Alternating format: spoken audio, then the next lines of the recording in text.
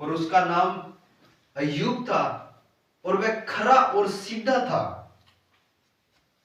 और परमेश्वर का भय और बुराई से दूर रहता था।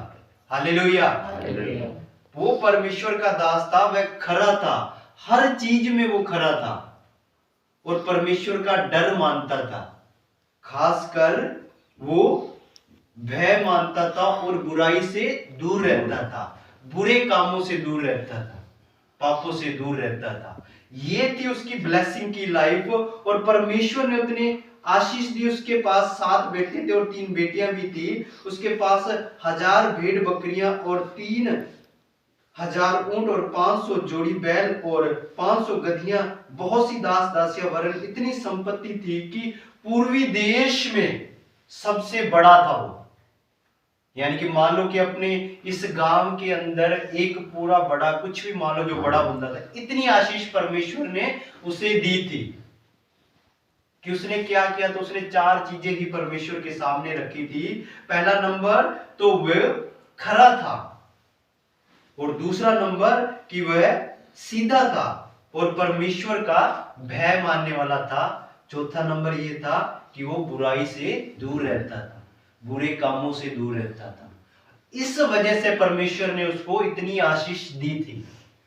ये नहीं है कि दुख तकलीफ नहीं आते, दुख भी आता है, परीक्षा भी आती है, सब पर आती है, पर उस परीक्षा में हमें बने रहना पड़ता है ताकि परमेश्वर हमें सामर्थ्य दे, परमेश्वर हमें छुटकारा दे।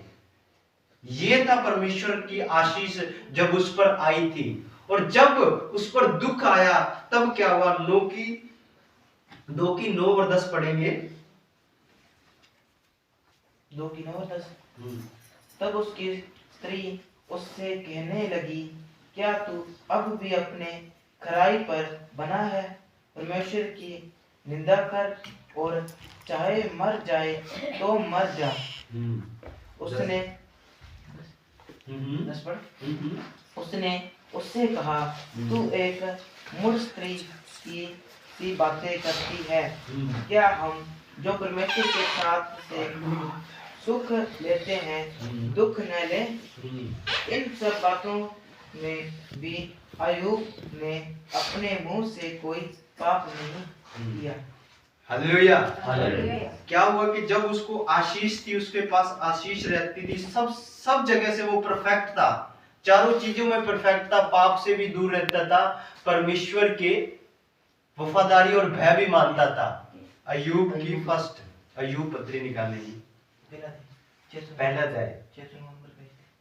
एक दिन उसकी लाइफ में ऐसा आता है कि अय्यूब पर परीक्षा आ जाती है। परीक्षा आने के बाद परमेश्वर भी वहां होता है और शैतान भी वहां होता है और अय्यूब भी वहां पर खड़ा होता है। तब परमेश्वर उसको कहता है कि अगर तूने अय्यूब के चारों साइड 12 नाव बांधा होता तो मैं आज उसको हिला देता, उसका सत्यानाश कर देता।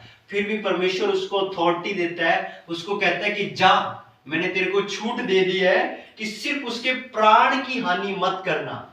हालेलुया। परमेश्वर उसको कहता है कि उसके प्राण की हानि मत करना, बाकी जो है उसके जो तूने करना है वो कर ले। ऐसा टाइम आता है कि शैतान उसका जो कुछ दिया होता है, उसके जो बेटे बेटियां दी होती है, जो भेड़ बकरियां दी होती है, वो सारा छीन लेता है, सारा छीन लेता है, सारा कुछ उसका तैश नैश कर देता है, घर तबाह कर देता है, कि उसका ऐसा हाल कर देता है कि उसके पास कुछ भी नहीं रहता, सिर्फ वो रोगी हो जाता है। और आज जब हम दुख में पड़ते हैं तो हम परमेश्वर को याद नहीं करते। हमें परीक्षा हम पर आएगी और आती है, हमें उस परीक्षा में दृढ़ रहना है, बने रहना है कि परमेश्वर हमें उस परीक्षा से छुड़ाएगा। उस टाइम क्या हुआ, जब उस पर परीक्षा आई तब उसकी पत्नी ने, 9 में लिखा है, तब उसकी पत्नी ने उस स्त्री उससे कहने लगी, उसकी स्त्री उससे कहने लगी, क्या तू अभी तक भी खराई में बना रहेगा? कह रहा, क्या तू अभी तक भी परमेश्वर की वफादारी में बना रहेगा कि परमेश्वर की तू निंदा नहीं करेगा? इतना दुख होने के बाद तुम्हारे बेटे बेटियां मर गए, तुम्हारी भेड़ बकरियां सब अस्त व्यस्त होगी, जमीन जायदाद घर खत्म हो गया, अभी भी तू परमेश्वर की खराई में बना है? कहता तू परमेश्वर को बुरा क्यों नहीं कहता? फिर भी उसने अपने मुंह से कोई भी ऐसा अंगीकार नहीं किया था। उसमें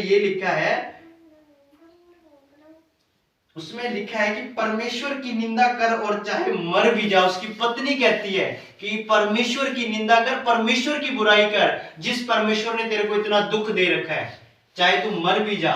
क्योंकि जब हम दुख में होते, जब हम परेशानियों में होते, तब हमारी वाइफ भी हमें ये कहती है, हमारे बच्चे भी हमें ये कहते हैं, हमारे दोस्त भी ये कहते हैं, और हमारे बाहर वाले रिश्तेदार भी यही कहते हैं कि तुम परमेश्वर की निंदा कर। जिस परमेश्वर को तुम मान रहे हो, उस परमेश्वर ने तुम्हें दिया ही क्या है? इतना दुख होने के बाद, इतनी जायदाद होने के बाद, इतना घर होने के बाद, इतने पशु होने के बाद, सब तहस नहस हो गया, फिर भी तू उस परमेश्वर की महिमा कर रहा है, आराधना कर रहा है, कह रहे उसकी बुराई कर, मेरी तरफ से चाहे तू मर भी जा, मुझे कोई डर नहीं है। अब वो कह रही है रह ही क्या गया जो हम जीवित रहेंगे। हालेलुया।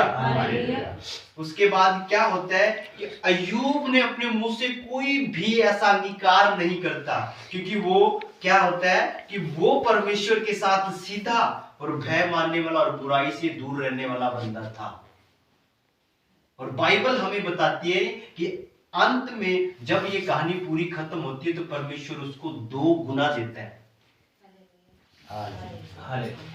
क्योंकि किस चीज से देता है? कि उसकी खराई से, बने रहने से, और उसके प्रेम से, उसके मुंह से कुछ भी नहीं बोले। इतना होने के बाद एक वचन और पढ़ेंगे, ये 1:21 और 22 पढ़ेंगे।